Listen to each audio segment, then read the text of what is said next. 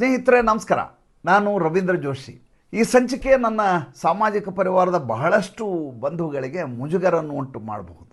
ಆದರೆ ಕೆಲವೊಂದು ಸಲ ಉಪದ್ವ್ಯಾಪಗಳನ್ನು ಪ್ರಸ್ತಾಪ ಮಾಡಲೇಬೇಕಾದ ಅನಿವಾರ್ಯತೆ ಇರೋದರಿಂದ ಅದನ್ನು ಇವತ್ತು ಇಲ್ಲಿ ವಿಷಯವನ್ನಾಗಿ ತೆಗೆದುಕೊಂಡಿದ್ದೇವೆ. ಈತನ ಹೆಸರು ಪುರುಷೋತ್ತಮ ಬಿಳಿಮಲೆ ಅಂತ. ಈತ ಕನ್ನಡ ಅಭಿವೃದ್ಧಿ ಪ್ರಾಧಿಕಾರದ ಅಧ್ಯಕ್ಷ. ಇಷ್ಟು ದಿವಸ ಈತನ ಹೆಸರು ಯಾರಿಗೂ ಗೊತ್ತೇ ಇರಲಿಲ್ಲ. ಯಾವಾಗ ಈತ ಅವಿವೇಕವನ್ನು ಮಾತಾಡಿದ್ರು, ಯಾವ ಮಾತುಗಳನ್ನ ಆಡಬೇಕಾದ ಅಗತ್ಯ ಇರಲಾರ್ದಂಥ ವಿಷಯಗಳನ್ನು ಪ್ರಸ್ತಾಪ ಮಾಡಿದ್ರು, ಅವಾಗ ಇದ್ದಕ್ಕಿದ್ದಾಗೆ ದಿಗ್ಗಂತ ಬೆಂಕಿ ಹೊತ್ಕೊಂಡಿತು. ಈತ ಮೈಸೂರಿನಲ್ಲಿ ಭಾಷಣ ಮಾಡ್ತಾ ಮಾಡ್ತಾ ಯಕ್ಷಗಾನ ಕಲಾವಿದರಲ್ಲಿ ಬಹುಪಾಲು ಜನ ಸಲಿಂಗಕಾಮಿಗಳು ಅಂತ ಹೇಳಿಬಿಟ್ರು. ಹೇಳಿದ ತಕ್ಷಣ ಎಲ್ಲಿತ್ತೋ ಬೆಂಕಿ ಹೊತ್ಕೊಂಡ್ತು ನೋಡ್ರಿ. ಪುರುಷೋತ್ತಮ ಬಿಳಿಮಲೆ ವಿಲವಿಲ ಒದ್ದಾಡುವಂಥ ಪರಿಸ್ಥಿತಿ ಬಂತು. ಅದು ಒಂದು ಕಡೆ. ಇನ್ನೊಂದು ಕಡೆ ಏನಪ್ಪ ಅಂತಂದರೆ, ತಾನು ಏನೂ ಮಾಡದೇ ಇದ್ರೂ ಈ ರೀತಿಯ ಪ್ರಚಾರ ಸಿಗ್ತಲ್ಲ ಅಂತ ಒಂದು ರೀತಿಯ ಸಂತೋಷ ಈತನಿಗಾದರೂ ಆಶ್ಚರ್ಯ ಪಡಬೇಕಾಗಿಲ್ಲ. Negative or positive, publicity is a publicity ಅಂತ ಭಾಳಷ್ಟು ಜನ ಎಡಚರರು ಭಾವಿಸ್ತಾರೆ. ಎಡಚರಿಗೆ ಯಾವಾಗಲೂ ಕೂಡ ತಮ್ಮ ಅಸ್ಮಿತೆಯ ಹಪಹಪಿ ಇರ್ತದೆ. ಯಾವಾಗಲೂ ತಾವು ಸುದ್ದಿಯಲ್ಲಿ ಇರಬೇಕು ಅನ್ನುವಂಥ ಹಪಹಪಿ ಅವ್ರನ್ನ ಕಾಡ್ತಾ ಇರ್ತದೆ. ಹೀಗಾಗಿ ಅನಗತ್ಯವಾಗಿ ವಿವಾದ ಆಗಬಹುದಾದಂಥ ವಿಚಾರಗಳನ್ನು ಅವರು ತಮ್ಮ ಭಾಷಣಗಳಲ್ಲಿ ಉದ್ಧರಿಸ್ತಾರೆ, ಪ್ರಸ್ತಾಪ ಮಾಡ್ತಾರೆ, ಉಲ್ಲೇಖ ಮಾಡ್ತಾರೆ. ತನ್ಮೂಲಕ ತಾವು ಸುದ್ದಿಯಲ್ಲಿರಬಹುದು, ತಾವು ಜನಪ್ರಿಯರು ಅಂತ ತಾವೇನು ಭ್ರಮಿಸಿಕೊಂಡಿರ್ತಾರೋ ಅದನ್ನು ಸಾಕಾರಗೊಳಿಸುವಂಥ ಒಂದು ವ್ಯರ್ಥ ಪ್ರಯತ್ನ. ಹಾಗೆ ಈ ಪುರುಷೋತ್ತಮ ಬಿಳಿಮಲೆ ಮಾಡಿರೋದು. ಪುರುಷೋತ್ತಮ ಬಿಳಿಮಲೆಗಿರುವಂಥ ಭಾಳ ದೊಡ್ಡದಾದಂಥ ಹಿನ್ನೆಲೆ ಏನು ಅಂತ ಕೇಳಿದರೆ, ಯಾವ ಮಾನದಂಡದಲ್ಲಿ ಇವರನ್ನು ಕನ್ನಡ ಅಭಿವೃದ್ಧಿ ಪ್ರಾಧಿಕಾರದ ಅಧ್ಯಕ್ಷರನ್ನಾಗಿ ಮಾಡಿದರು ಸನ್ಮಾನ್ಯ ಶ್ರೀ ಸಿದ್ದರಾಮಯ್ಯನವರು ಅಂತಂದರೆ, ಇವರು ಟುಕಡೆ ಗ್ಯಾಂಗ್ನ ಒಂದು ಪೃಷ್ಠಭೂಮಿ ಇದೆಯಲ್ಲ ದಿಲ್ಲಿಯಲ್ಲಿ, ಈ ಎಡಚರೆಲ್ಲ ಇರುವಂಥದ್ದು, ನಿರಂತರವಾಗಿ ನರೇಂದ್ರ ಮೋದಿ ಸರ್ಕಾರಕ್ಕೆ ಕಿರುಕುಳ ಕೊಡುವಂಥದ್ದು, ಈ ದೇಶದಲ್ಲಿ ಒಂದು ಕೆಟ್ಟ ನರೇಟಿವ್ನ ಸೃಷ್ಟಿ ಮಾಡುವಂಥದ್ದು, ಸರ್ಕಾರಿ ದುಡ್ಡಿನಲ್ಲಿ ಪುಕ್ಷಟೆ ರೂಮುಗಳನ್ನು ಇಟ್ಕೊಂಡು ಸ್ಕಾಲರ್ಶಿಪ್ ತೊಗೊಂಡು 40 ವರ್ಷ 45 ವರ್ಷ ಆದರೂ ಕೂಡ ವಿದ್ಯಾರ್ಥಿ ವ್ಯಾಸಂಗ ಮಾಡ್ತಾ ಇದ್ದೇನೆ, ರಿಸರ್ಚ್ ಮಾಡ್ತಾ ಇದ್ದೇನೆ ಅಂತ ಸುಳ್ಳು ಹೇಳಿಕೊಂಡು ಛದ್ಮವೇಷಧಾರಿಯಾಗಿ ಈ ದೇಶದಲ್ಲಿ ಕಿರುಕುಳ ಉಂಟು ಮಾಡುವಂಥ JNU ಅನ್ನುವಂಥಲ್ಲಿ ಈತ ಪ್ರೊಫೆಸರ್ ಆಗಿದ್ದರು, ಜವಾಹರ್ಲಾಲ್ ನೆಹರು ಯೂನಿವರ್ಸಿಟಿ ದಿಲ್ಲಿಯಲ್ಲಿ.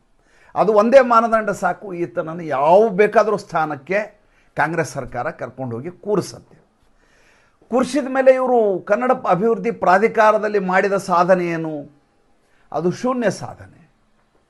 ಯಾವುದೇ ನಿಬ್ಬೆರಗಾಗುವಂಥ ಯೋಜನೆಗಳನ್ನಾಗಲಿ ಅಥವಾ ಮುಚ್ಚಿ ಹೋಗುವಂಥ 3000 ಶಾಲೆಗಳು ಅಂತೇನು ಮಧು ಬಂಗಾರಪ್ಪ ಅಂತ ಇನ್ನೊಬ್ಬ ಅವಿವೇಕ ಹೇಳಿದಾರೋ ಅದನ್ನು ಉಳಿಸುವ ಕೆಲಸ ಆಗಲಿ, ಅಥವಾ ತೆರವಾಗಿರುವಂಥ ಕನ್ನಡ ಶಿಕ್ಷಕರ ಸ್ಥಾನಗಳನ್ನು ತುಂಬಿಸುವ ಆಗ್ರಹವಾಗಲಿ, ಇದು ಯಾವುದೂ ಮಾಡಲಾರ್ದೆ ಇದ್ದಕ್ಕಿದ್ದ ಹಾಗೆ ಇವರಿಗೆ ಯಕ್ಷಗಾನ ಕಲಾವಿದರ ಜಾಡ್ಯದ ಬಗ್ಗೆ ಕಳಕಳಿ ಉಂಟಾಗಿಬಿಡುತ್ತೆ. ಯಾವಾಗ ಇದು ಬೆಂಕಿ ಹೊತ್ಕೊಳ್ತೇವೋ ಆವಾಗ ಅವರು ಹೇಳಿದಂಥ ಸ್ಪಷ್ಟೀಕರಣವನ್ನು ಕೇಳಬೇಕು. ಯಾರ್ದು? ಈ ಪುರುಷೋತ್ತಮ ಬಿಳಿಮಲೆದು. ಏನಂತ ಹೇಳ್ತಾರೆ ಅಂದರೆ, ನೋಡಿ, ನಾನು ಅರ್ಧ ಗಂಟೆ ಭಾಷಣ ಮಾಡಿದ್ದೀನಿ, ಅರ್ಧ ಗಂಟೆ ಭಾಷಣದಲ್ಲಿ ಯಾವುದೂ ಕೂಡ ಉಲ್ಲೇಖ ಆಗಲಿಲ್ಲ. ನಾನು ಯಕ್ಷಗಾನ ಕಲಾವಿದರು ಸಲಿಂಗಕಾಮಿಗಳು ಅಂದದ್ದನ್ನು ಮಾತ್ರ ಎತ್ತಿ ದೊಡ್ಡದಾಗಿ ಸುದ್ದಿ ಮಾಡಲಾಗ್ತಾ ಇದೆ. ಉಳಿದ ಯಾವ ವಿಷಯಗಳು ಚರ್ಚೆ ಆಗ್ತಾ ಇಲ್ಲ. ಉಳಿದ ನಿಮ್ಮ ಯಾವ ವಿಷಯಗಳು ಕೂಡ ಚರ್ಚೆಗೆ ಯೋಗ್ಯವಾದ ವಿಚಾರಗಳಾಗಿರಲಿಲ್ಲ. ಅದು ಜನರಿಗೆ ಆ ಗ್ರಾಸ್ ಜನರಿಗೆ ಒದಗಲಿಲ್ಲ. ಆದ್ದರಿಂದ ಅದು ಯಾವುದೂ ಸುದ್ದಿ ಆಗಲಿಲ್ಲ. ನೀವು ಯಾವುದನ್ನು ಅನಗತ್ಯವಾಗಿ ವಿವಾದ ಆಗಬೇಕು ಅಂತಲೇ ಮಾತಾಡಿದ್ರು ಅದೇ ವಿವಾದ ಆಗಿದೆ. ಅದನ್ನು ಈ ಪುರುಷೋತ್ತಮ ಬಿಳಿಮಲೆ ಅರ್ಥ ಮಾಡ್ಕೋಬೇಕಾಗಿತ್ತು. ಅವರು ಹೇಳಿರುವಂಥ ಕಾರಣ ಭಾಳ ವಿಚಿತ್ರವಾಗಿದೆ. ಏನಪ್ಪ ಅಂದರೆ, ಅವ್ರು ಹೇಳ್ತಾರೆ, ಈ ಯಕ್ಷಗಾನ ಕಲಾವಿದರು ಭಾಳ ಸುದೀರ್ಘ ಕಾಲ ಪ್ರವಾಸದಲ್ಲಿರೋದರಿಂದ ಅವರಿಗೆ ಲೈಂಗಿಕ ತೃಷೆಯನ್ನು ತೀರಿಸ್ಕೊಳ್ಳಿಕ್ಕೆ ಅವಕಾಶ ಇಲ್ಲದೆ ಇರೋದರಿಂದ ಅವರು ಸಲಿಂಗಕಾಮಿಗಳಾಗ್ತಾರೆ ಅಂತ ಇವರ ಸ್ಪಷ್ಟೀಕರಣ. ನಾನು ಮೊದಲೇ ಹೇಳಿದೆ, ಇದು ನಮ್ಮ ಸಾಮಾಜಿಕ ಪರಿವಾರದ ಸದಸ್ಯರಿಗೆ ಸ್ವಲ್ಪ ಮುಜುಗರವನ್ನು ಉಂಟು ಮಾಡುತ್ತೆ. ಮಾತಾಡಲಿಕ್ಕೆ ನನಗೂ ಮುಜುಗರವೇ ಇದು. ಯಾಕೆಂದರೆ ಸಹಜವಾದಂಥ ವಿಚಾರಗಳಾಗಿದ್ದರೆ ಮಾತಾಡ್ಬೋದು. ಇದು ಸಮಾಜದಲ್ಲಿ 0.0001 ಇರುವಂಥದ್ದು, 2 ಇರುವಂಥದ್ದು. ಅಂದರೆ ಸಮಾಜದಲ್ಲಿ ನೆಗ್ಲೆಕ್ಟೆಡ್ ಅನ್ನುವಂಥ ವಿಚಾರವು ಭಾಳ ದೊಡ್ಡ ಮಟ್ಟದಲ್ಲಿ ಬಿಂಬಿತ ಆಗ್ತಾ ಇರೋದ್ರಿಂದ ಚರ್ಚೆ ಮಾಡ್ತಾ ಇರೋದು. ನಾವು ಯಾವಾಗಲೂ ಒಬ್ಬ ವ್ಯಕ್ತಿ ಸುದೀರ್ಘ ಕಾಲ ಪ್ರವಾಸದಲ್ಲಿದ್ದಾಗ ಆತ ತನ್ನ ಲೈಂಗಿಕ ತೃಷೆಯನ್ನು ತೀರಿಸ್ಕೊಳ್ಳಿಕ್ಕೆ ಒಂದೋ ಅನೈತಿಕ ಸಂಬಂಧ ಮಾಡ್ತಾನೆ, ಇಲ್ಲ ಬೇರೆ ಯಾವುದಾದ್ರೂ ದಾರಿ ಕಂಡ್ಕೋತಾನೆ ವಿನಃ ಹೋಗಿ ಸಲಿಂಗ ಕಾಮವನ್ನು ಮಾಡ್ತಾನ ಅಂತ ಈ ಪುರುಷೋತ್ತಮ ಬಿಳಿಮಲೆ ಕೇಳಬೇಕು. ಯಾಕೆಂದರೆ ಈತ ತನ್ನ ಯೌವನದ ದಿನಗಳಲ್ಲಿ ಈ ಹೆಣ್ಣು ವೇಷಧಾರಿಗಳು ಬಟ್ಟೆ ಬದಲಾವಣೆ ಮಾಡುವುದನ್ನು ಈತ ಕದ್ದು ನೋಡ್ತಾ ಇದ್ದೆ ಅಂತ ಹೇಳ್ಕೊಂಡಿದ್ದಾರೆ. ಇವರಿಗೆ ಆ ಕ್ಷಣದ ಚಪಲ ಇದ್ದಿರಬಹುದು, ಅಥವಾ ಇದು ಇವರ ನಿರಂತರವಾದ ಹವ್ಯಾಸ ಇದ್ದಿರಬಹುದು. ಅದ್ರ ಬಗ್ಗೆ ನಮಗೆ ಸ್ಪಷ್ಟವಾಗಿ ಗೊತ್ತಿಲ್ಲ. ಅದನ್ನು ಸ್ವತಃ ಅವರೇ ಸ್ಪಷ್ಟವಾಗಿ ಹೇಳಬೇಕು. ಆಮೇಲೆ ಎರಡನೇದು, ಈ ಸಲಿಂಗ ಕಾಮ ಅನ್ನೋದಿದೆಯಲ್ಲ, ಈ ಸಲಿಂಗ ಕಾಮ ಅನ್ನೋದು ಇವತ್ತಿನ ಕಾಲಘಟ್ಟದಲ್ಲಿ, ಆಧುನಿಕ ಕಾಲಘಟ್ಟದಲ್ಲಿ ಭಾಳ ಸಹಜ ಅನ್ನುವ ರೀತಿಯಲ್ಲಿ ಜನ ಸ್ವೀಕಾರ ಮಾಡುವ ಮನಸ್ಥಿತಿಗೆ ಬಂದ್ಬಿಟ್ಟಿದ್ದಾರೆ. ಅದು ಯಾಕೆ ಅಂತ ನನಗೆ ಅರ್ಥ ಆಗ್ತಾ ಇಲ್ಲ. ಪ್ರಾಣಿಗಳಲ್ಲೂ ಇರಲಾರ್ದಂಥ ಈ ತೆವಲು, ಇದೇ ಶಬ್ದ ಹೇಳ್ಬೇಕು, ಈ ಶಬ್ದ ಬಳಸ್ಲಿಕ್ಕೆ ಕಷ್ಟ ಆಗತ್ತೆ ನನಗೆ, ತೆವಲು ಮನುಷ್ಯನಲ್ಲಿ ಅದು ಯಾಕೆ ಬಂತು ಅಂತ ನನಗಂತೂ ಅರ್ಥ ಆಗ್ತಾ ಇಲ್ಲ. ಅವರನ್ನು ಮನುಷ್ಯರನ್ನಾಗಿ ಪರಿಗಣಿಸಿರಿ ಅಂತ ಮಾನವ ಹಕ್ಕಿನ ಹೋರಾಟ ನಡೀತಾ ಇದೆ. ಇದು ಯಾವ ಕಾರಣಕ್ಕೆ ಅಂತ ನನಗಿನ್ನೂ ಗೊತ್ತಾಗ್ತಾ ಇಲ್ಲ. ಇದೆಲ್ಲದಕ್ಕಿಂತ ಹೆಚ್ಚಾಗಿ IPC 377 ಅಂತ ಏನಿದೆಯಲ್ಲ, ಈ ರೀತಿಯದಾದಂಥ ಸಲಿಂಗ ಕಾಮ, ಅದರ ಕುರಿತು ಇದು ಅಪರಾಧವಲ್ಲ ಅಂತ ಸ್ವತಃ ಸುಪ್ರೀಂ ಕೋರ್ಟ್ ಹೇಳಿದೆ. ಅಂದರೆ ಈ ದೇಶದಲ್ಲಿ ಯಾವ ನೆಲೆಯಲ್ಲಿ ನಾವು ಮುಂದೆ ಹೋಗ್ತಾ ಇದ್ದೀವಿ ನನಗೆ ಅರ್ಥ ಆಗ್ತಾ ಇಲ್ಲ. ಯಾವುದು ಆಧುನಿಕತೆ ಅಂತ ನನಗಿನ್ನೂ ತನಕ ಅರ್ಥವೇ ಆಗ್ತಾ ಇಲ್ಲ. ಅವರನ್ನು ಮನುಷ್ಯರಂತ ತಿಳ್ಕೊಳ್ಳಿ, ಅವ್ರಿಗೂ ಕಾಮನೆಗಳಿರ್ತವೆ. ಒಂದು ಗಂಡನ್ನೇ ಇಷ್ಟಪಟ್ಟರೆ ಯಾವ ತಪ್ಪು, ಒಂದು ಹೆಣ್ಣನ್ನೇ ಇಷ್ಟಪಟ್ಟರೆ ಅದು ಯಾವ ತಪ್ಪು? ಹಾಗಾಗುವುದು ಸಹಜ, ನಿಸರ್ಗದತ್ತವಾದದ್ದು. ಕೆಲವೊಮ್ಗೆ ಹೆಣ್ಮಕ್ಳಿಗೆ ಗಂಡಿನ ವಾಂಚಲ್ಯ ಹೇಗಿರುತ್ತೋ, ಆ ಗಂಡಿಗೆ ಹೆಣ್ಣಿನ ವಾಂಚಲ್ಯ ಇರುತ್ತೋ ಅದೇ ರೀತಿ ಇರುತ್ತೆ. ಈ ರೀತಿಯಾಗಿ ಪುಂಖಾನುಪುಂಖವಾಗಿ ಅದರ ಬಗ್ಗೆ ವ್ಯಾಖ್ಯಾನ ಮಾಡುವಂಥ ಬೇಕಾದಷ್ಟು ನಮ್ಮಲ್ಲಿ ಶಾಣ್ಯಾರು ಬೇಕಾದಷ್ಟು ಜನ ಇದ್ದಾರೆ. ಅದರ ಅಗತ್ಯ ಇದೆಯಾ ಅಂತ ನಾವು ಆಲೋಚನೆ ಮಾಡಬೇಕು.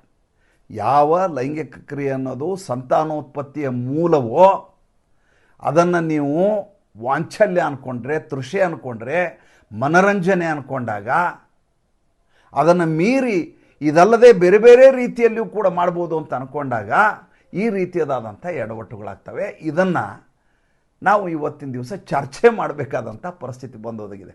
ಒಬ್ಬ ಕನ್ನಡ ಅಭಿವೃದ್ಧಿ ಪ್ರಾಧಿಕಾರದ ಅಧ್ಯಕ್ಷ, ಆತನ ಇತಿಮಿತಿಗಳೇನು? ಆತ ಕನ್ನಡದ ಬಗ್ಗೆ ಮಾತಾಡಲಿ, ಕಲಾವಿದರ ಬಗ್ಗೆ ಮಾತಾಡಲಿ, ಸಂಸ್ಕೃತಿಯ ಬಗ್ಗೆ ಮಾತಾಡಲಿ, ಲಲಿತ ಕಲೆಗಳ ಬಗ್ಗೆ ಮಾತಾಡಲಿ, ಅದು ನಶಿಸಿ ಹೋಗ್ತಾ ಇರೋದರ ಬಗ್ಗೆ ಮಾತಾಡಲಿ, ಮುಂಚೆ ರಾತ್ರಿ ಎಲ್ಲ ನಡೀತಾ ಇರುವಂಥ ಯಕ್ಷಗಾನ ಕೇವಲ 7ರಿಂದ 11 ಗಂಟೆಗೆ ಸೀಮಿತ ಆಗ್ತಾ ಇರೋದ್ರ ಬಗ್ಗೆ ಮಾತಾಡಲಿ, ಕಲಾವಿದರ ಸ್ಥಿರತೆಯ ಬಗ್ಗೆ ಮಾತಾಡಲಿ, ಯಾರಾದರೂ ಸಂತೋಷ ಪಡ್ತಾರೆ. ಅವರ ಲೈಂಗಿಕ ಕಾಮನೆಗಳ ಬಗ್ಗೆ, ಅವರ ಅತಿರೇಕವಾದಂಥ ಸಲಿಂಗ ಕಾಮದ ಬಗ್ಗೆ, ಇದರ ಬಗ್ಗೆ ಚರ್ಚೆ ಮಾಡಬೇಕಾದ ಅಗತ್ಯ ಇತ್ತಾ? ಇದರ ಮೂಲ ಪ್ರಶ್ನೆಯನ್ನು ಯಾರೂ ಕೇಳ್ತಾನೆ ಇಲ್ಲ. ಮೂಲ ಪ್ರಶ್ನೆಯನ್ನು ಕೇಳಬೇಕಲ್ವಾ? ಸಲಿಂಗ ಕಾಮ ಅನ್ನೋದು ಕೇವಲ ಯಕ್ಷಗಾನ ಕಲಾವಿದರಿಗೆ ಹಾಗಾದರೆ ಬೇರೆ ಎಲ್ಲಿಯೂ ದೇಶದಲ್ಲಿ ಎಲ್ಲಿಯೂ ಇಲ್ವಾ? ನಾಟಕ ಕಂಪ್ನಿಗಳಲ್ಲಿಲ್ವಾ? ದೊಡ್ಡಾಟಗಳಲ್ಲಿಲ್ವಾ? ಸಿನಿಮಾದಲ್ಲಿಲ್ವಾ? TV ಸೀರಿಯಲಲ್ಲಿಲ್ವಾ? ಅವ್ರು ಯಾರು ಬೇಡ ಸಮಾಜದಲ್ಲಿಲ್ವಾ? ಯಾವ ಪರ್ಸೆಂಟ್, ಶೇಕಡಾವಾರು ಎಷ್ಟಿದೆ? ಇದೇನು ದೊಡ್ಡದಾದಂಥ ಜ್ವಲಂತ ಸಮಸ್ಯೆ ಈ ದೇಶದಲ್ಲಿ? ಯಾವುದೋ ಒಂದು ಕಡೆ ಈ ರೀತಿ ಎಡವಟ್ಟಾಗತ್ತೆ, ಯಾವನೋ ಒಬ್ಬ ಈ ರೀತಿಯ ಕೆಲಸ ಮಾಡ್ತಾನೆ ಅಂತಂದರೆ ಅದನ್ನು ಸಾಮೂಹಿಕವಾದಂಥ ಸಮಸ್ಯೆ, ಇದಕ್ಕೊಂದು ಪರಿಹಾರ ಕಂಡುಹಿಡಬೇಕು ಅಂತ ಆಲೋಚನೆ ಮಾಡಲಿಕ್ಕೆ ಶುರು ಮಾಡಿಬಿಟ್ರೆ ದೇಶದಲ್ಲಿ ಎಲ್ಲದಕ್ಕೂ ಪರಿಹಾರ ಕಂಡುಹಿಡಬೇಕಾದಂಥ ಪರಿಸ್ಥಿತಿ ಬರುತ್ತೆ. ಈತನ ಮೇಲೆ ಒಬ್ಬ ಕಲಾವಿದರು ಹೋಗಿ ದಕ್ಷಿಣ ಕನ್ನಡದ ಊರ್ವನೋ ಯಾವುದೋ ಒಂದು ಊರಲ್ಲಿ ಪೊಲೀಸ್ ಸ್ಟೇಷನ್ನಲ್ಲಿ ಕಂಪ್ಲೇಂಟ್ ಲಾಡ್ಜ್ ಮಾಡಿದರು. ಈತ ನಮಗೆ ಕಳಂಕವನ್ನು ಉಂಟು ಮಾಡಿದ್ದಾನೆ, ಕಲಾವಿದರ ಬಗ್ಗೆ ಈ ರೀತಿ ಹೀನಾಯವಾಗಿ ಮಾತನಾಡಿದ್ದಾನೆ. ಒಂದಷ್ಟು ಜನ ಎಡಚರಿ ಅದು ಕೂತ್ಬಿಟ್ರು. IPC 377 ಅನ್ನೋದು ಅಪರಾಧ ಅಲ್ಲ ಅಂತ ಸ್ವತಃ ಸುಪ್ರೀಂ ಕೋರ್ಟ್ ಹೇಳಿದೆ. ಆದ್ದರಿಂದ ಈ ಕಂಪ್ಲೇಂಟ್ ಹೆಂಗೆ ಲಾಡ್ಜ್ ಆಯಿತು? ಇದು ಮಾನಹಾನಿ ಹೇಗೆ? ಸಲಿಂಗ ಕಾಮಿಗಳು ಅಂದರೆ ಮಾನಹಾನಿ ಹೇಗೆ ಅಂತ ಪ್ರಶ್ನೆ. ಸುಪ್ರೀಂ ಕೋರ್ಟ್ ಹೇಳಿದೆಯಂತೆ, ಆದ್ದರಿಂದ ಅದು ಮಾನಹಾನಿ ಅಲ್ಲವಂತೆ. ಸುಪ್ರೀಂ ಕೋರ್ಟ್ ಇನ್ನೊಂದು ಹೇಳಿದೆ, ನಿನ್ನ ಹೆಂಡತಿ ಪರಪುರುಷನ ಜೊತೆ ಮಲ್ಕೊಂಡ್ರೆ ಅದು ಅಪರಾಧ ಅಲ್ಲ ಅಂತ ಹೇಳಿದೆ. ಅದನ್ನು ನೀನು ಒಪ್ಕೋತೀಯಾ? ಒಬ್ಬ ಕಲಾವಿದ ನಿನ್ನ ಪತ್ನಿಯ ಜೊತೆ ಪರಸಂಗವನ್ನು ಮಾಡಿದ್ದಾರೆ, ಅನೈತಿಕ ಸಂಬಂಧ ಇಟ್ಕೊಂಡಿದ್ದಾರೆ ಅಂತ ನಿನ್ನ ಬಗ್ಗೆ ಬರೀತಾರೆ, ಮಾತಾಡ್ತಾರೆ ಒಂದು ಭಾಷಣದಲ್ಲಿ. ನೀನು ಕಂಪ್ಲೇಂಟ್ ಮಾಡೋದಿಲ್ವ ಅವಾಗ? ಯಾಕೆಂದ್ರೆ ಸುಪ್ರೀಂ ಕೋರ್ಟೇ ಹೇಳಿದೆಯಲ್ಲ, ಹೆಂಡತಿ ಗಂಡನ ಗುಲಾಮಳಲ್ಲ ಅಂತ. DY ಚಂದ್ರಚೂಡ್ ಅವರು, ಬೇರೆ ಯಾರು ಬಿಟ್ಬಿಡಿ. ಹಾಗೆ ಹೇಳಿದಂಥ ಕೋರ್ಟು ಅನೈತಿಕ ಸಂಬಂಧವನ್ನು ಸಹಜ ಅಂತ ಹೇಳಿದ ಸಂದರ್ಭದಲ್ಲಿ ನೀನು ಪೊಲೀಸ್ ಕಂಪ್ಲೇಂಟ್ ಮಾಡಿದ್ದು ಇದಕ್ಕೆ ಕೇಸೇ ಆಗ್ಲಿಕ್ಕೆ ಸಾಧ್ಯ ಇಲ್ಲ ಅಂತ ವಾದ ಮಂಡನೆ ಮಾಡಲಿಕ್ಕೆ ಶುರು ಮಾಡಿಬಿಟ್ರೆ ನೈತಿಕತೆಯ ಪ್ರಶ್ನೆ ಎಲ್ಲಿ ಬಂತು? ಮೊದಲನೇದಾಗಿ ನಮ್ಮಲ್ಲಿ ಲಲಿತ ಕಲೆಗಳು ನಿಧಾನಕ್ಕೆ ಕ್ಷೀಣಿಸ್ತಾ ಇದ್ದಾವೆ. ಏಕೆಂದರೆ ಅವರಿಗೆ ಸಾಮಾಜಿಕ ಭದ್ರತೆ ಇರೋದಿಲ್ಲ. ಎರಡನೇದ್ದು, ಅವ್ರಿಗೆ ಬೇಕಾದಂಥ ಸಕಲ ಸೌಲಭ್ಯಗಳನ್ನು, ಮೂಲಭೂತ ಸೌಲಭ್ಯಗಳನ್ನು ನಾವು ಕೊಡೋದಿಲ್ಲ. ನಮಗೆ ಮನೋರಂಜನೆ ಬೇಕು, ಕಲಾವಿದರು ಬೇಕು. ಆ ಕಲಾವಿದರ ಹಿತದೃಷ್ಟಿಯನ್ನು ಮಾಡಲಿಕ್ಕೆ ಸಮಾಜ ಸಿದ್ಧರಿರೋದಿಲ್ಲ. ಕೆಲವೊಂದು ದೇವಸ್ಥಾನಗಳು ಈ ಮೇಳಗಳನ್ನು ಹೊಂದಿದ್ದಾವೆ, ಅವರಿಗೆ ಬೇಕಾದಂಥ ಆರ್ಥಿಕವಾದಂಥ ಎಲ್ಲ ರೀತಿಯ ಸವಲತ್ತುಗಳನ್ನು ಕೊಡಲಿಕ್ಕೆ ಸಾಧ್ಯ ಆಗ್ತಾ ಇಲ್ಲ. ಇದರ ಮಧ್ಯೆ ನೀವು ಈ ರೀತಿ ಇವರೆಲ್ಲ ಸಲಿಂಗ ಕಾಮಿಗಳು ಅಂದರೆ ಹೊಸಬರು ಬಂದು ಯಕ್ಷಗಾನಕ್ಕೆ ಯಾರು ಸೇರ್ಕೋತಾರೆ? ಯಾರು ಚೌಕಿ ಮನೆಗೆ ತಮ್ಮ ಮಕ್ಕಳನ್ನ ಕಳಿಸ್ತಾರೆ? ಯೋಚನೆ ಮಾಡಬೇಕಾದಂಥ ವಿಚಾರ ಅಲ್ವಾ? ಸಲಿಂಗ ಕಾಮ ಇರಲ್ಲ ಅಲ್ಲಿ, ಅವ್ರು ಯಾರು ಹಂಗೆ ಮಾಡೋದಿಲ್ಲ ಅನ್ನುವಂಥ ಆರ್ಗ್ಯುಮೆಂಟ್ ನಂದು ಅಲ್ವೇ ಅಲ್ಲ. ಇದ್ದರೂ ಇರಬಹುದು, ಎಷ್ಟು ಪರ್ಸೆಂಟ್ ಇದೆ ಅನ್ನುವ ಪ್ರಶ್ನೆ ಉದ್ಭವ ಆಗುತ್ತೆ. ಎರಡನೇದ್ದು, ಎಲ್ಲರೂ ಈ ಕೇಳ್ತಾ ಇರೋದೇನು, ಯಾಕೆ ದೊಡ್ಡ ದೊಡ್ಡ ಕಲಾವಿದರು ಇದ್ರ ಬಗ್ಗೆ ಮಾತಾಡ್ತಾ ಇಲ್ಲ, ಎಲ್ಲರೂ ಸೈಲೆಂಟ್ ಆಗಿದ್ದಾರೆ ಅಂದರೆ, ಆ ರೀತಿಯದಾದಂಥ ಒಂದು ದೊಡ್ಡ ಕಾಯಿಲೆ ಯಕ್ಷಗಾನದಲ್ಲಿದೆ. ಆ ರೀತಿ ಅವರೆಲ್ಲ ಸಲಿಂಗ ಕಾಮಿಗಳಾಗಿದ್ದಾರೆ, ಆದ್ದರಿಂದ ಅವ್ರು ಯಾರು ಮಾತಾಡಲಾರ್ದೆ ಸುಮ್ಮನೆ ಕೂತಿದ್ದಾರೆ ಅಂತ ಒಂದಷ್ಟು ಜನರು ಎಡಚರರ ವಾದ. ನೋಡಿ, ಒಂದು ಕಡೆ ಶ್ವಾನ ನಿರಂತರವಾಗಿ ಬೊಗಳ್ತಾ ಇರುತ್ತೆ, ಆನೆ ತಿರುಗಿ ಸೊಂಡಿಯಿಂದ ಎತ್ತಿ ಒಗೆಯೋದಿಲ್ಲ ಅಂದ್ರೆ ಅದರ ಅರ್ಥ ಆನೆ ತಪ್ಪು ಮಾಡಿದೆ ಅಂತ ಸುಮ್ಮನೆ ಹೋಗ್ತಾ ಇದೆ ಅಂತ ಎಂದು ತಿಳ್ಕೋಬಾರ್ದು. ಇಂಥ ಎಡಚರಿಗೆ, ಇಂಥ ಬಿಳಿ ಮಲೆಗಳಿಗೆ ಉತ್ತರ ಕೊಟ್ಟರೆ ನಾವು ಸಣ್ಣವರಾಗ್ತೀವಿ ಅಂಥೇಳಿ ಅವ್ರು ಯಾರೂ ಮಾತಾಡಿರೋದಿಲ್ಲ. ಆಮೇಲೆ ಇಂಥ ಕ್ಷುಲ್ಲಕ ವ್ಯಕ್ತಿಗಳ ಬಗ್ಗೆ ಮಾತಾಡುವ ಮೂಲಕ ನಾವು ಸಣ್ಣವರಾಗ್ತೀವಿ ಅನ್ನುವಂಥ ಕಾರಣಕ್ಕೂ ಸುಮ್ಮನೆ ಇರಬಹುದು. ನಾವು ಅದನ್ನು ಮೀರಿ ಪುರುಷೋತ್ತಮ ಬಿಳಿಮಲೆ ಹೇಳಿರೋ ಮಾತಿನ ಯಥಾರ್ಥವಾಗಿ ತೆಗೆದುಕೊಂಡು ಆತ ಹೇಳಿದ್ರಲ್ಲೇ ತಪ್ಪೇನಿದೆ, ಅದರ ಒಳಗಡೆ ಈ ರೀತಿಯಾದ ಜಾಡ್ಯ ಇರೋದರಿಂದ ನೀವೆಲ್ಲರೂ ಏಕಕಾಲಕ್ಕೆ ಮುಗಿ ಬೀಳ್ತಾ ಇದ್ದೀರಿ. ಅವ್ರಿಗೆ ಅಭಿವ್ಯಕ್ತಿ ಸ್ವಾತಂತ್ರ್ಯವನ್ನು ಕೊಡಬೇಕು, ಅವ್ರು ಹೇಳಿದ ಧ್ವನಿಯ ಕಳಕಳಿಯನ್ನು ಅರ್ಥ ಮಾಡ್ಕೋಬೇಕು, ಈ ಅಂತಃಕರಣವನ್ನು ಅರ್ಥ ಮಾಡ್ಕೋಬೇಕು. ಅಲ್ಲ ಸ್ವಾಮಿ, ಅದರಲ್ಲಿ ಅಂತಃಕರಣ ಏನು ಬಂತು ಸ್ವಾಮಿ? ಅದು ನಿಸರ್ಗ ಸಹಜವಾದ ಲೈಂಗಿಕ ಕ್ರಿಯೆ ಆಗಿದ್ದರೆ ನಾವು ಅದರ ಬಗ್ಗೆ ಒಪ್ಪಿಗೆಯನ್ನು ಕೊಡೋಣ, ಅಥವಾ ಅನೈತಿಕ ಸಂಬಂಧ ಅದರ ಬಗ್ಗೆ ಸುಮ್ಮನೆ ಇರೋಣ. ಈತ ಹೇಳ್ತಾರದು ಅವರೆಲ್ಲ ಸಲಿಂಗ ಕಾಮಿಗಳು ಅಂತ, ಬಹುಪಾಲು ಜನ ಸಲಿಂಗ ಕಾಮಿಗಳು ಅಂತ ಹೇಳುವಾಗ ಅವ್ನು ಮಾತಾಡಿದ್ದನ್ನೆಲ್ಲ ಸ್ವೀಕರಿಸಲಿಕ್ಕೆ ಆತ ಯಾವುದೋ ಜನಸಾಮಾನ್ಯ ಅಲ್ಲ, ಒಬ್ಬ ಲೇಖಕನಾಗಿ ಉಳಿದಿಲ್ಲ. ಈ ರಾಜ್ಯದಲ್ಲಿ ನಮ್ಮ ತೆರಿಗೆ ದುಡ್ಡಿನಲ್ಲಿ ಸವಲತ್ತುಗಳನ್ನು ಪಡೆದು ನಮ್ಮ ಗೂಟದ ಕಾರನ್ನು ತೆಗೆದುಕೊಂಡು ರಾಜ್ಯಾದ್ಯಂತ ಓಡಾಡ್ತಾ ಸಕಲ ಸವಲತ್ತುಗಳನ್ನು ಅಭಿಸುವಂಥ ಕನ್ನಡ ಅಭಿವೃದ್ಧಿ ಪ್ರಾಧಿಕಾರದ ಅಧ್ಯಕ್ಷನಾಗಿರೋದ್ರಿಂದ ಈತ ಭಾಳ ಹುಷಾರಿಯಿಂದ ಮಾತಾಡಬೇಕು. ಏನು ಮಾಡಬೇಕಾಗಿತ್ತು, ಅಲ್ಲಿ ಯಾರು ಶಿವರಾಮ್ ಶೆಟ್ಟಿ ಅಂತ ಹೆಸರು ಕೇಳಿದಾನೆ, ಯಕ್ಷಗಾನ ಅಕಾಡೆಮಿ ಅಧ್ಯಕ್ಷ ಅಂತ. ಪಾಪ ಯಾವುದೋ ಹೋಟೆಲ್ ಗಿಟೆಲ್ ನಡೆಸ್ತಾರೆ, ಉದ್ಯಮಿ ಆತ ಅಂತ ಹೇಳಿದರು. ಇವ್ರು ಫೋನ್ ಮಾಡ್ಲಿಕ್ಕೆ ಟ್ರೈ ಮಾಡಿದೆ, ಯಾಕೋ ಫೋನು ನಮಗೆ ಅವ್ರು ಕನೆಕ್ಟ್ ಮಾಡ್ಲಿಕ್ಕೆ ಸಾಧ್ಯ ಆಗಲಿಲ್ಲ. ನಂದು ಒಂದು ಪ್ರಶ್ನೆ ಇತ್ತು ಅವ್ರಿಗೆ, ಅಲ್ಲ ಸ್ವಾಮಿ, ನಾಳೆ ಇನ್ನೊಬ್ಬ ಹೇಳ್ತಾನೆ ಏನಂತ, ಯಕ್ಷಗಾನದಲ್ಲಿರೋರಿಗೆಲ್ಲ ಏಡ್ಸ್ ಆಗಿದೆ ಅಂತ, ಅವಾಗ ಏನು ಮಾಡ್ತೀರಿ?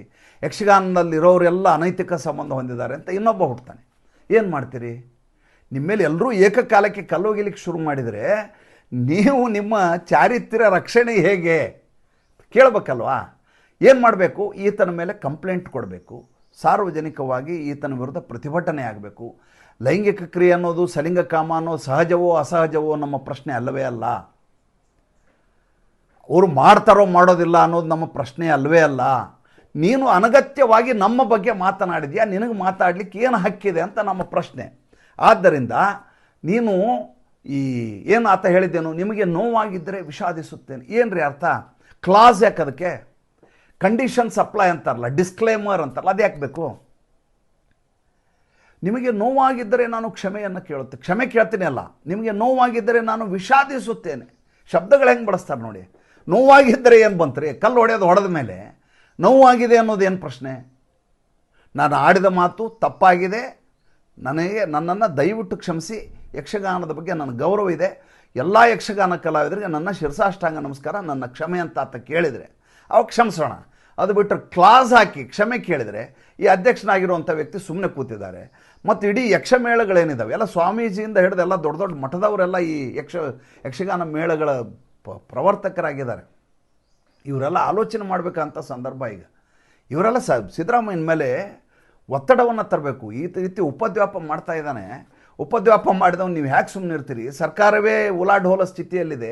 ಅದ್ರ ಮಧ್ಯೆ ಈ ರೀತಿ ಅವಿವೇಕ ಮಾಡುವಂಥ, ಉಪದ್ವ್ಯಾಪ ಮಾಡುವಂಥ ಜನರನ್ನು ನೀವು ನಿಗಮ ಮಂಡಳಿನಲ್ಲಿ ಕೂಡಿಸಿದ್ದೀರಿ. ಮಾತಾಡೋದನ್ನು ಮಾತಾಡೋಕ್ಕೆ ಹೇಳಿ ಆತನಿಗೆ ತಕ್ಷಣದಲ್ಲಿ ಆತನ ಹುದ್ದೆಯಿಂದ ಕೆಳಗಿಳಿಸಿ ಅಂತ ಒತ್ತಡವನ್ನು ತರಬೇಕು. ರಾಜ್ಯದಲ್ಲಿರುವಂಥ ಉಳಿದ ಕಲಾವಿದರು ಕೂಡ, ಕೇವಲ ಯಕ್ಷಗಾನದವ್ರಿಗೆ ಮಾತ್ರ ಸೀಮಿತ ಆಗಬಾರ್ದು. ಬಯಲಾಟ, ದೊಡ್ಡ ಆಟ, ನಾಟಕ ಕಂಪ್ನಿಗಳು ಯಾರ್ಯಾರು ಇರ್ತಾರೆ ಒತ್ತಡವನ್ನು ತರಬೇಕು. ಎಲ್ಲ ಕಲಾವಿದರು ಒಂದೇ. ಯಕ್ಷಗಾನ ಮಾಡೋರು ಬೇರೆ, ದೊಡ್ಡಾಟ ಮಾಡೋರು ಬೇರೆ, ಬಯಲಾಟ ಮಾಡೋರು ಬೇರೆ, ಸಣ್ಣಾಟ ಮಾಡೋರು ಬೇರೆ ಅಂತ ಇರೋದಿಲ್ಲ. ಕಲಾವಿದ ಅಷ್ಟೇ. ಒತ್ತಡವನ್ನು ತರಬೇಕು. ಅದನ್ನು ಬಿಟ್ಟು ಎಲ್ಲ ಸುಮ್ಮನೆ ಇರ್ತೀರಿ, ಅನ್ಸ್ಕೊಂಡು ಸುಮ್ಮನೆ ಇರ್ತೀರಿ ಅಂದರೆ ನಾಳೆ ಏನು ಬೇಕಾದರೂ ಅನ್ಲಿಕ್ಕೆ ಶುರು ಮಾಡ್ತಾರೆ. ಇದು ಕಾನೂನಿನ ಪ್ರಕಾರ ಅಪರಾಧವೇ ಅಲ್ಲ ಅಂತ ಒಬ್ಬ ಯಾರೋ ಅದಕ್ಕೆ ಸಮಜಾಯಿಷಿ. ನಾನು ಹಳೇ ಇದನ್ನು ತೆಗಿತಾ ಇದ್ದೆ. ಯುನೈಟೆಡ್ ಕಿಂಗ್ಡಮ್ನಲ್ಲಿ ಇದೇ ರೀತಿಯಾದಂಥ ಒಂದು ಪ್ರಕರಣ. ಆಸ್ಕರ್ ವೈಲ್ಡ್ ಅಂತ ಹೆಸರಾಂತ ಕಾದಂಬರಿಕಾರ, ಈತ ದ ಪಿಕ್ಚರ್ ಆಫ್ ಡೋರಿಯನ್ ಗ್ರೇಸ್ ಅಂತ ಒಂದು ಕಾದಂಬರಿಯನ್ನು ಬರೆದ. ಈತ ಆ ಕಾಲದಲ್ಲಿ ಈತ 1895ರಲ್ಲಿ ಈತನ ಜೈಲಿಗೆ ಹಾಕ್ತಾರೆ ಇದೇ ಕಾರಣಕ್ಕೆ. ಸಲಿಂಗ ಕಾಮದ ಕಾರಣಕ್ಕೆ ಈತನ ಜೈಲು ಶಿಕ್ಷೆ ಆಗತ್ತೆ 2 ವರ್ಷ. ಈತ ಸಾರ್ವಜನಿಕವಾಗಿ ಉದ್ದಟವಾಗಿ ನಡ್ಕೋತಾ ಇದ್ದಾನೆ ಅಂಥೇಳಿ 2 ವರ್ಷ ಜೈಲು ಶಿಕ್ಷೆ. ಅದಾದಮೇಲೆ ಈತ ತನ್ನ ಇಡೀ ಜೀವನ ಪೂರ್ತಿ ತನ್ನ ಎಲ್ಲ ಸಾಧನೆ, ಬರವಣಿಗೆಯ ಸಾಧನೆ, ಕವಿತೆ, ಕಾದಂಬರಿ, ಹೆಸರಂತ ಕಾದಂಬರಿ ಅದು ಪಿಕ್ಚರ್ ಆಫ್ ಡೋರಿಯನ್ ಗ್ರೇ ಅನ್ನೋದು, ಅಷ್ಟೆಲ್ಲ ಬರೆದಂಥ ವ್ಯಕ್ತಿ, ಅಷ್ಟು ಕವಿತೆಗಳನ್ನ ಬರೆದಂಥ ವ್ಯಕ್ತಿ ಹೇಳ ಹೆಸರಿಂದ ಹೊರಟೋಗ್ತಾನೆ. ಆತನ ಸಾಧನೆ ಧರಾಶಾಹಿ ಆಗಿಬಿಡತ್ತೆ. ಅತ್ಯಂತ ಬಡತನದಲ್ಲಿ ಈತ ಸಾಯ್ತಾನೆ. 46 ವರ್ಷದಲ್ಲಿ ಸಾಯ್ತಾನೆ. 1854ಕ್ಕೆ ಈತ ಜನಿಸಿದ್ದು. 1895ಕ್ಕೆ ಈ ರೀತಿ ಅವಿವೇಕ ಮಾಡ್ತಾನೆ. 95-97ರವರೆಗೂ ಜೈಲಿನಲ್ಲಿರ್ತಾನೆ. ಜೈಲಿನಿಂದ ಹೊರಗೆ ಬಂದಮೇಲೆ ಈತನನ್ನು ಯಾರು ಮೂಸು ನೋಡೋದಿಲ್ಲ. ಮುಂದೆ 3 ವರ್ಷ ಊಟಕ್ಕೂ ಸಿಗಲಾರದೆ ಸತ್ತೋಗ್ತಾನೆ. ಈತನೇ ಹೇಳಿದ್ದು ಏನಂತ, bail is a rule, jail is an exception ಅಂತ. ಜೈಲಿಗೆ ಹಾಕೋದು ಆಕಸ್ಮಿಕ ಅದ, ಅಪವಾದ ಅದು. ಬೇಲ್ ಈಸ್ ಎ ರೂಲ್ ಅಂತ, ಜಾಮೀನು ಕೊಡೋದೇ ಕಾಯ್ದೆ ಆಗಬೇಕು. ಜೈಲ್ ಈಸ್ ಅನ್ ಆಕ್ಷನ್, ಅನಿವಾರ್ಯ ಇದ್ದಾಗ ಜೈಲಿಗೆ ಹಾಕಬೇಕು ಅಂತ ಈತ ಹೇಳಿದ್ದು. ಜೈಲಿನಲ್ಲಿದ್ದಂಥ ಸಂದರ್ಭದಲ್ಲಿ 2 ವರ್ಷ ಜೈಲಲ್ಲಿದ್ದ ಈತ. ಅವನು ಈತನೇ ಹೇಳಿದ್ದು, ಯಾರಿಗೆ ಹೃದಯ ಶೂನ್ಯರಾಗಿದ್ದಾರೋ ಅವರು ಗೋಡೆಯನ್ನು ಈ ರೀತಿ ಜೈಲಿನ ಗೋಡೆಗಳನ್ನು ಕಟ್ತಾರೆ ಅಂತ ಅವನು ಗೋಡೆಯ ಮೇಲೆ ಬರಿತಾನೆ ಈತನ ಹೆಸರು ಆಸ್ಕರ್ ವೈಲ್ಡ್ ಅಂತ. ನೀವು ಆಸ್ಕರ್ ವೈಲ್ಡ್ ಅಂತ ಗೂಗಲ್ಗೆ ಹೋದರೆ ನಿಮ್ಗೆ ಈತನ ಬಗ್ಗೆ ಸಿಗತ್ತೆ. ಇನ್ನು PB ಶೆಲ್ಲಿ ಅಂತ ಇನ್ನೊಬ್ಬ ಇಂಗ್ಲೀಷ್ ಕವಿ. ಈತ ಎಡ್ವರ್ಡ್ ಜಾನ್ ಅನ್ನೋವನ ಜೊತೆ ಈತನ ಸಂಬಂಧ. ಈತನ ಕವಿತೆಗಿಂತ ಈತನ ಗಂಡಸಿನ ಜೊತೆ ಈತನ ಸ್ನೇಹವೇ ಹೆಚ್ಚು ಪ್ರಖ್ಯಾತ ಆಗಿಬಿಡ್ತು. ಈ ಆಸ್ಕರ್ ವೈಲ್ಡ್ ಇದನ್ನಲ್ಲ, ಅವತ್ತು ಈತನ ವಿರುದ್ಧ ದೊಡ್ಡ ಹೋರಾಟ ನಡೆದಿರುತ್ತೆ. ಇವತ್ತು ಸ್ಥಿತಿ ಹೇಗೆ ಬಂದಿದೆ ಅಂದರೆ ಯುನೈಟೆಡ್ ಕಿಂಗ್ಡಮು, ಬೇರೆ ಬೇರೆ ಪಾಶ್ಚಿಮಾತ್ಯ ರಾಷ್ಟ್ರಗಳಲ್ಲಿ ಈತ ಸಲಿಂಗ ಕಾಮದ ಪಿತಾಮಹ ಅಂತ ಕರೆಸ್ಕೊತಾನೆ. ಇವ್ರಿಗೆ LGBTQ+ ಅಂತ ಕರೀತಾರೆ. ಅವರ ನೇತಾರ ಅಂತೀಗ ಈತ ತನ್ನ ಹುತಾತ್ಮನಾದ ಅಂತ ಇವತ್ತು ಅವನನ್ನು ಬಣ್ಣಿಸ್ತಾರೆ, ಆಸ್ಕರ್ ವೈಲ್ಡ್ನ. ಈ PB ಶೆಲ್ಲಿ ತನ್ನ ಕವನಕ್ಕಿಂತ ಜಾಸ್ತಿ ಪ್ರಖ್ಯಾತ ಆಗಿದ್ದು ಯಾಕಂದರೆ ಈತನಿಗೆ ಮದುವೆ ಆಗಿತ್ತು, ಮಕ್ಕಳಿದ್ರು. PB ಶೆಲ್ಲಿಗೆ ಎಡ್ವರ್ಡ್ ಜಾನ್ ಅನ್ನೋನ ಜೊತೆ ಈತನ ಸಂಬಂಧ ಅದು ಹೆಚ್ಚು ಗಾಸಿಪ್ಗೆ ತುತ್ತಾಯಿತು. ಈತನ ಕವನಗಳಿಗಿಂತ ಈತ ಅದರಲ್ಲೇ ಹೆಚ್ಚು ಪ್ರಖ್ಯಾತ ಅದ. ಇನ್ನು ಸ್ವತಃ ಅರಿಸ್ಟಾಟಲ್ ಒಂದು ಕಡೆ ಹೇಳ್ತಾರೆ, ನನಗೊಬ್ಬ ಸುಂದರ ಗಂಡಿನ ಅಗತ್ಯ ಇದೆ ಅಂತ. ಅಂದರೆ ಯಾವ ಆಧುನಿಕ ಜಗತ್ತು, ಪಾಶ್ಚಿಮಾತ್ಯ ಜಗತ್ತು ಈ ರೀತಿಯದಾದಂಥ ಉಪದ್ವ್ಯಾಪಗಳಿಗೆ, ಈ ರೀತಿಯಂಥ ಅವಿವೇಕಕ್ಕೆ ಹೆಸರಾಗಿತ್ತು, ಇವತ್ತು ಭಾರತಕ್ಕೆ ಅದು ಬಂದು ಕೂತಿದೆ. ನಾವು ಅದನ್ನು ಜೀರ್ಣಿಸಿಕೊಳ್ಳಬೇಕು, ಇದನ್ನು ಒಪ್ಪಿಕೊಳ್ಳಬೇಕು ಅಂತ ಎಡಚರರು, ಈ ಸಲಿಂಗಕಾಮಿಗಳು ನಿರೀಕ್ಷೆ ಮಾಡ್ತಾರೆ. ನಮ್ಮ ಸಂಸ್ಕೃತಿಯನ್ನು, ನಮ್ಮ ಪರಂಪರೆಯನ್ನು, ನಮ್ಮ ಬದುಕೇನು ಅದರ ಬಗ್ಗೆ ಯಾರೂ ಆಲೋಚನೆ ಮಾಡೋದಿಲ್ಲ. ಪುರುಷೋತ್ತಮ ಬಿಳಿಮಲೆ ಅಂತವರು ಇದ್ರ ಮೇಲೆ ಒಂದು ಸ್ವಲ್ಪ ತುಪ್ಪವನ್ನು ಸುರಿತಾರೆ. ಸರಿಯಾದ ಶಿಕ್ಷೆ ಈತನಿಗೆ ಆಗಬೇಕ್ರಿ. ಒಂದು ಕಡೆ ಕೇಸಲ್ಲ, ಒಂದು 15-20 ಕಡೆ ಕೇಸ್ ಆಗಬೇಕು. ಅದೇನಾರು ಆಗಲಿ, ಆಮೇಲೆ ನೋಡ್ಕೊಳ್ಳೋಣ.